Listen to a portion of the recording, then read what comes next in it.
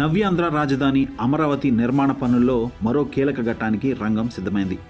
ఆంధ్రప్రదేశ్ విభజన అనంతరం దాదాపు 6 ఏళ్ల పాటు నిలిచిపోయిన రాజధాని ప్రాంత అభివృద్ధి ప్రాధికార సంస్థ కోసం నిర్మించిన బిల్డింగ్ అత్యాధునిక హంగులతో ప్రారంభోత్సవానికి ముస్తాబైంది. అడుగడుగున ఆధునిక నిర్మాణ శైలి, ఆకట్టుకునే ఇంటీరియర్స్, సిబ్బంది కోసం వర్క్ స్టేషన్లు, ఇలా సకల సౌకర్యాలతో సిఆర్డీఏ ప్రధాన కార్యాలయం సిద్ధమవుతోంది. సీడ్ యాక్సెస్ రోడ్డు పక్కన రాయపూడి సమీపంలో ఈ భవనం ప్రారంభానికి ముస్తాబవుతుంది. అక్టోబర్ 13న ఉదయం 9:54 ముఖ్యమంత్రి చంద్రబాబు నాయుడు ఈ కార్యాలయాన్ని లాంఛనంగా ప్రారంభించనున్నారు. కూటమి ప్రభుత్వం అధికారంలోకి వచ్చిన తర్వాత ప్రారంభంగా పోతున్న తొలి భవనం ఇదే కావడం విశేషం. అడుగడుగున ఆధునిక నిర్మాణ శైలి, ఆకట్టుకునే ఇంటీరియర్స్, సిబ్బంది కోసం వర్క్ స్టేషన్లు, సకల సౌకర్యాలతో సిఆర్డీఏ ప్రధాన కార్యాలయం సిద్ధమవుతుంది. ఇప్పటి వరకు పూర్వ విజిటిఎం ఉడా కార్యాలయం నుంచి కార్యకలాపాలు నిర్వహిస్తున్న సిఆర్డీఏ కార్యాలయం ఇకపై పూర్తి స్థాయిలో అమరావతి నుంచే పనిచేయనుంది. అమరావతిలో ఏపీ సిఆర్డీఏ శాశ్వత ప్రధాన కార్యాలయం రాయపూడి ప్రాంతంలో 3.62 ఎకరాల్లో నిర్మితమైంది.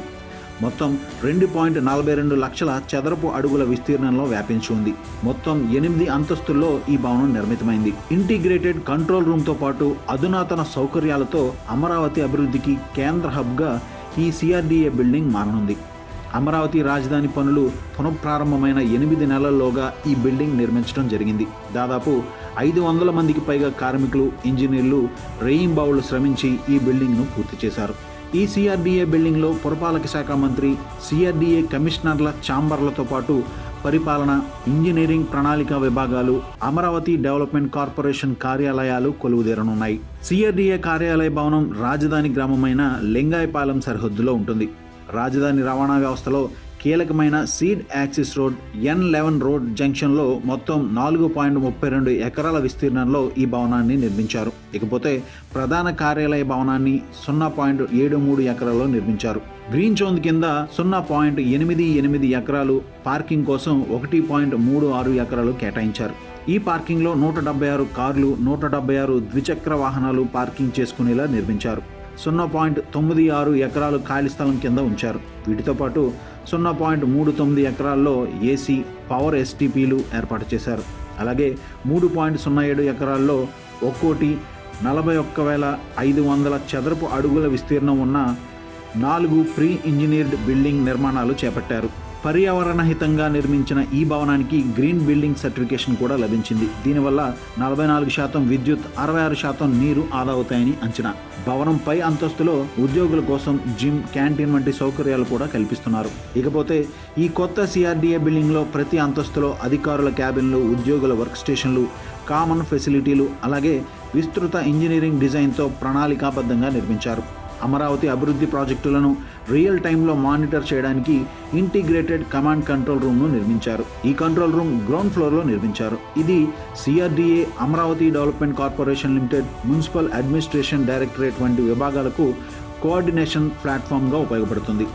ఈ భవనంలో ఉద్యోగులు, ఇతర సిబ్బంది పనిచేసేందుకు ఎలక్ట్రికల్ ఫిట్టింగ్స్, ఇంటీరియర్ వర్క్లు, ల్యాండ్స్కేపింగ్, మోడర్న్ ఇన్ఫ్రాస్ట్రక్చర్తో పనిచేసే వాతావరణాన్ని సిద్ధం చేశారు.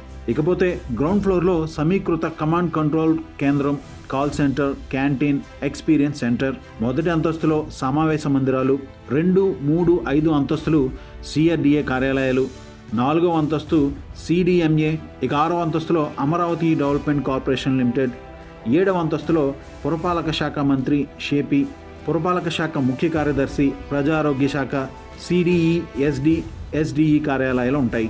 ఈ సిఆర్డీఏ భవన ప్రారంభోత్సవం వల్ల అనేక లాభాలు కలగనున్నాయి. సిఆర్డీఏ తరలి రావడం వల్ల రాజధాని పనులపై పర్యవేక్షణ మరింత వేగవంతం కానుంది. అంతేకాదు నిర్మాణ పనుల్లో వేగం పుంజుకోనున్నాయి. అటు రైతులకు, ఇటు అధికారులకు సమయం ఆదా కావడంతో పాటు వ్యయ ప్రయాసాలు తగ్గుతాయి. 2వ విడత భూ సమీకరణకు మరింత సులభతరం అవుతుంది. పాత కార్యాలయంలో ప్రపంచ బ్యాంకు, అంతర్జాతీయ బృందాలు వచ్చినప్పుడు సమావేశాల నిర్వహణ సమస్యగా మారుతుంది. కొత్త ప్రాంగణం ప్రారంభంతో ఆ ఇబ్బందులు తొలగిపోతాయి. సిఆర్డీఏ అధికారులు విజయవాడలో విధులు నిర్వహిస్తూ అక్కడి నుంచి రాజధానికి క్షేత్ర పర్యటనలకు వెళ్లాలంటే సమయం వృధా అవుతుంది. అంతేకాదు కౌలు, ప్లాట్లు, ఇతర సమస్యలను విన్నవించుకునేందుకు రైతులు విజయవాడకు వెళ్లాల్సిన పరిస్థితి. దీనివల్ల వారి సమయం కూడా వృధా అవుతుంది. ఈ భవనం ప్రారంభమైతే ఇకపై ఈ సమస్యలన్నీ తొలగిపోతాయి.